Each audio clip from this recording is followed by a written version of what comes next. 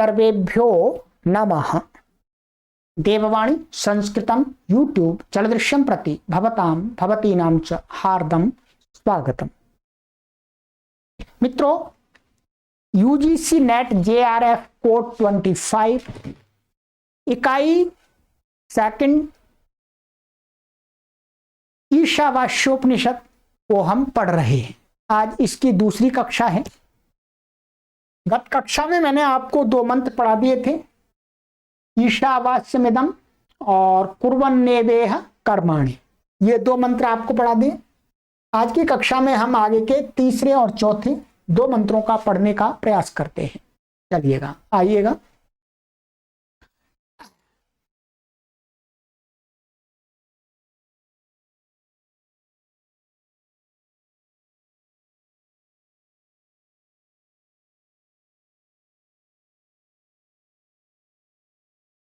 मंत्र का उच्चारण कर लेते हैं।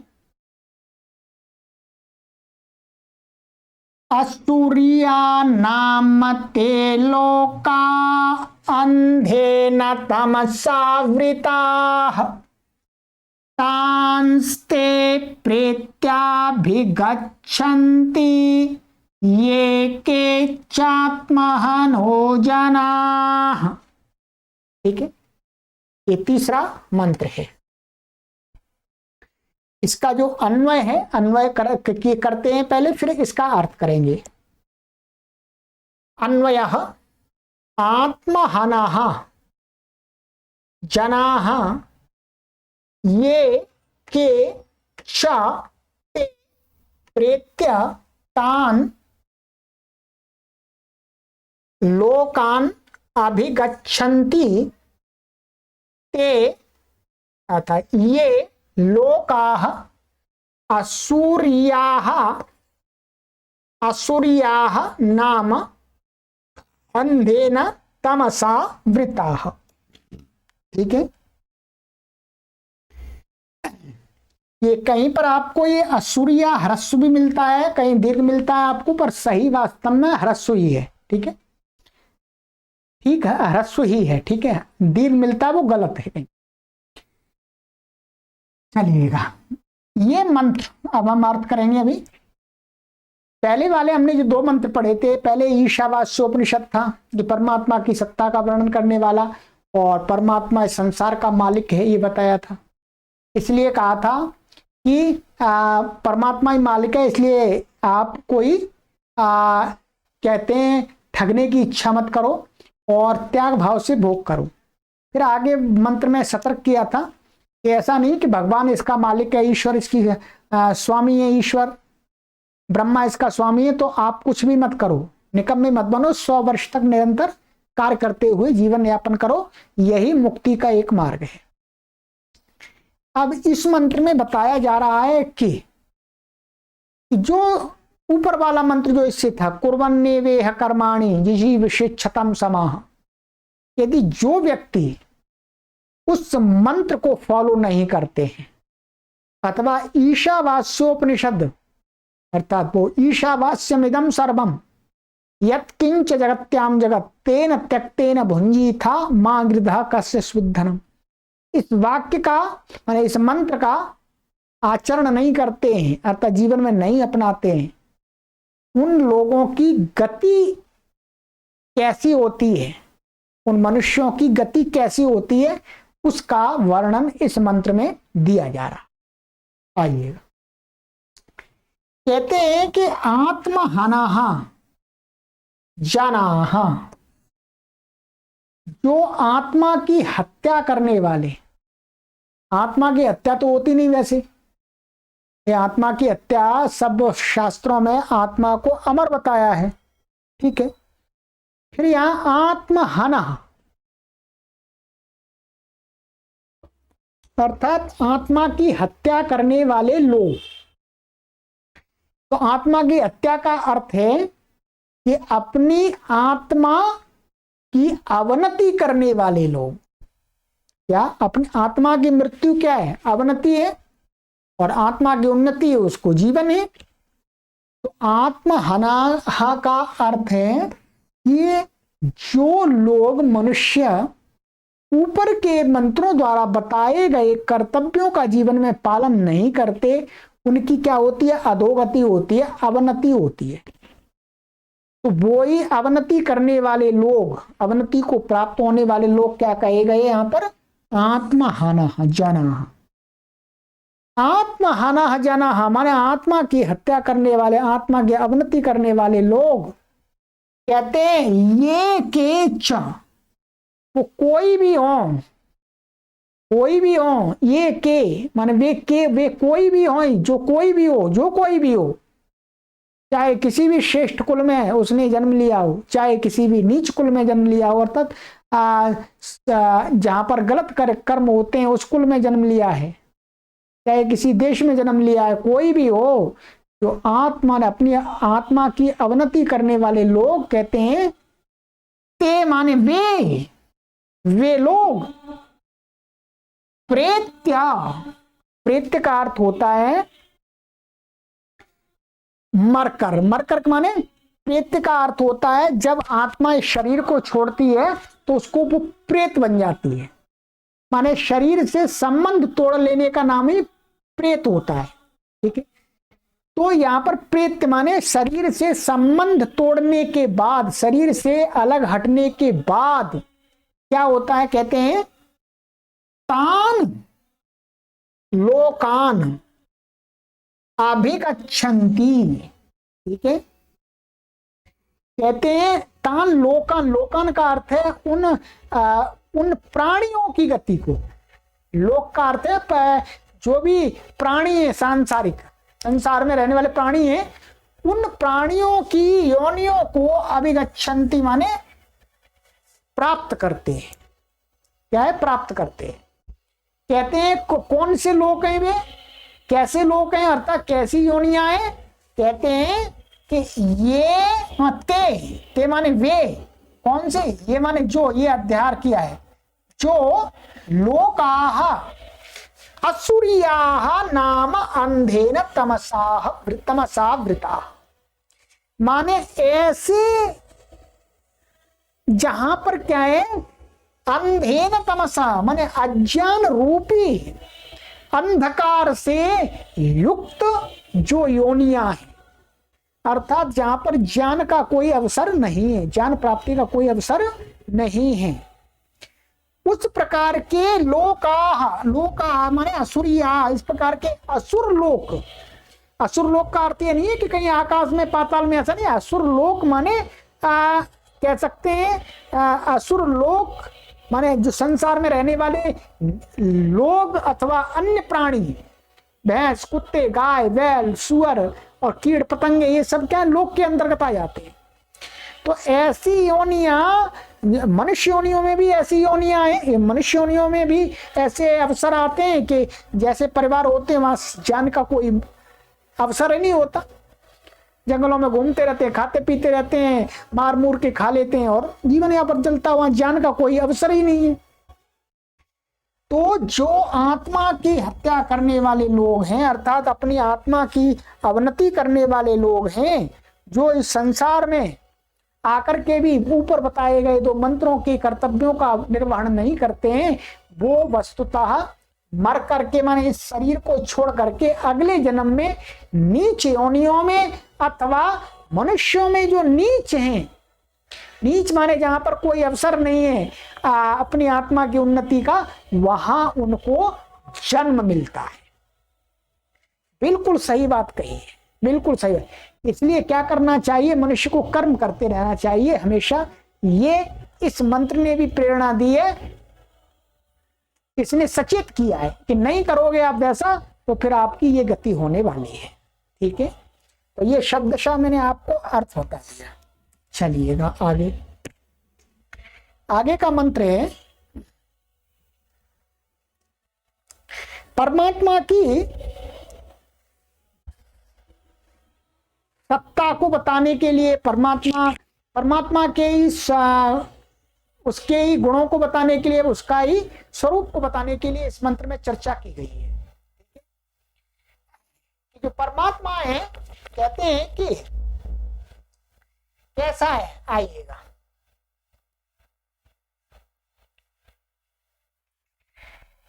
मंत्र है 4।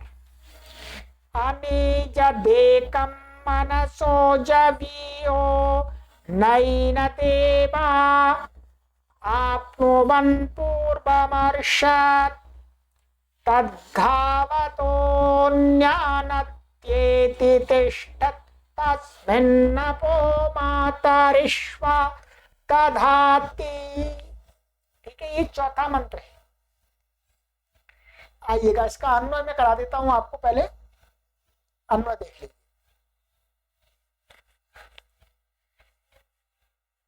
तत् अनिजत एकम मनसः जवीयः पूर्वम हर्षत येन देवाः न आप्नुवन् तत् अन्यान् धावतः तिष्ठत् अत्येति तस्मिन् मातरिष्वा अपाः दधाति।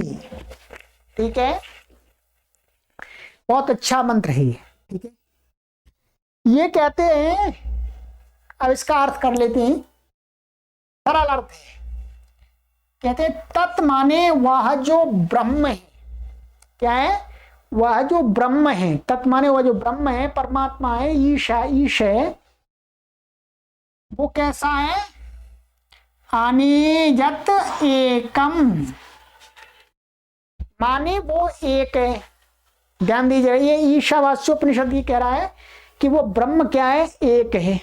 ईश्वर एक है, परमात्मा एक है। और कैसा? अनिजत, अनिजत माने वो कंपन नहीं करता, कंपन नहीं करता, वो स्थिर है, हिलता डुलता नहीं है। ठीक है, हिलता डुलता नहीं है। कहते हैं मनसः जवीयः, और क्या कहते हैं कि मनसः जवीयः, हिलता डुलता तो नहीं है, परंतु उसकी जो गति है मन से भी तेज है। मन का अर्थ होता है संकल्प विकल्प, जो शक्ति है वही क्या होता है? मन कहा गया है। तो संकल्प विकल्प की जो शक्ति है, संकल्प कुछ कुछ वो बदलते रहते हैं। कहीं झट में अमेरिका पहुंच जाते हैं, कभी दिल्ली पहुंच जाते हैं, कहीं पूना पहुंच जाते हैं, कभी हरिद्वार आ जाते हैं। ठीक है, कहीं पहुंच सकते हैं, आकाश पाताल की सोचने लगते हैं। तो मन की ये गति है, इस गति से भी जब यह माने वो गतिमान है। क्या? गतिमान है। पहले कहा कि वो हिलता डुलता नहीं है, और फिर बाद में कह रहे हैं कि वो मन से भी ज्यादा तेज दौड़ने वाला है। जब ये मन बेगवान है। बात कुछ जमी नहीं, बात जमी नहीं। तो कहते हैं ये सही बात है बिल्कुल, क्योंकि पूर्वम अर्षत पूर्वम अर्षत, भाई मन तो कितनी तेज चलेगा? अभी अमेरिका की सोचेगा, फिर थोड़ी देर दिल्ली की सोचेगा, परंतु जो ब्रह्म है वो तो क्या है? उसको स्थिर, माने वो हिलता डुलता नहीं है, फिर भी वो मन से तेज है। क्यों? क्योंकि वो तो पहले से ही प्राप्त है। मन जहां जाएगा वहां वो पहले ही मिलेगा। अर्थात ब्रह्म तो हर जगह पहुंचा हुआ है पहले से ही। पूर्वम अर्षित माने वो पहले से ही प्राप्त हुआ है। इसलिए मन जहां जहां जाना चाहेगा उससे पहले ही वो वहां विद्यमान पहुंच हो जाएगा। ये कहने का भाव है। कहने का भाव है कि जो परमात्मा है वो तो संपूर्ण ब्रह्मांड में व्यापक है। बस इतना कहने का भाव है। ठीक है, और कहते हैं कि एनत देवाः न आप्नुवन्। एनत माने इस ब्रह्म को देवा, देवा का अर्थ है यहां पर इंद्रिया। क्या है? ध्यान रखेंगे, देवा शब्द का अर्थ क्या है? इंद्रिया। इंद्रियों ने, इंद्रियों के माध्यम से इस एनत माने इस परमात्मा को न आप्नुवन् माने किसी ने प्राप्त नहीं किया। अतः इंद्रियों ने कभी इसको प्राप्त किया ही नहीं। इंद्रियां ऐसे प्राप्त हो ही नहीं सकती। क्यों नहीं हो सकती? क्योंकि बीच में मन आ गया। मन आ गया, मन से इंद्रियां तो मन के बाद है, जब मन संकल्प विकल्प करता है उसके बाद इंद्रियां चेष्टाएं करती हैं। ठीक है, तो ब्रह्म के समीप तो, परमात्मा के समीप तो कौन है? मन है, तो इसलिए इंद्रियां तो उसको प्राप्त ही नहीं कर सकती। वही कहा कि देवा न आपवन, मने इंद्रियों ने कभी भी उसको प्राप्त नहीं किया। तो कोई मनुष्य इंद्रियों से प्राप्त करना चाहे कि मैं आंखों से देख लूं, उसको छू के देख लूं, तो वो असंभव है, क्योंकि इंद्रियां उसको प्राप्त नहीं कर सकती हैं। और कहते हैं तत्धान्यान् धावता तिष्ठत् अत्येति, और वह जो ब्रह्म है अन्यान धावता तिष्ठत् अत्येति, कोई जो दूसरी जो दौड़ रहे हैं, संसार के जो भी कुछ भी दौड़ रहे हैं, धावता, उनका अतिक्रमण करके, उनसे उनका भी, उनके भी आगे जाकर के बैठ जाता है। माने अत्येति माने उनका भी अतिक्रमण करके तिष्ठत, उनके सामने आगे दिखाई दे जाता है। कोई भी कितनी भी तेजी दौड़ रहे हैं वो देखते हैं, तो उससे पहले, उनसे पहले वहां परमात्मा दिखता है, क्योंकि परमात्मा हर जगह विद्यमान है। ठीक है, तो धावता अन्यान धावता तिष्ठत अत्येति, तत् तत् माने वह ब्रह्म जो संसार में जो दौड़ रहे हैं, गति हो रही है जिनके अंदर, वो आगे गति होती है, परमात्मा ब्रह्म उनसे आगे दिख जाता है वहां, क्योंकि वो तो वहां से है ही पहले।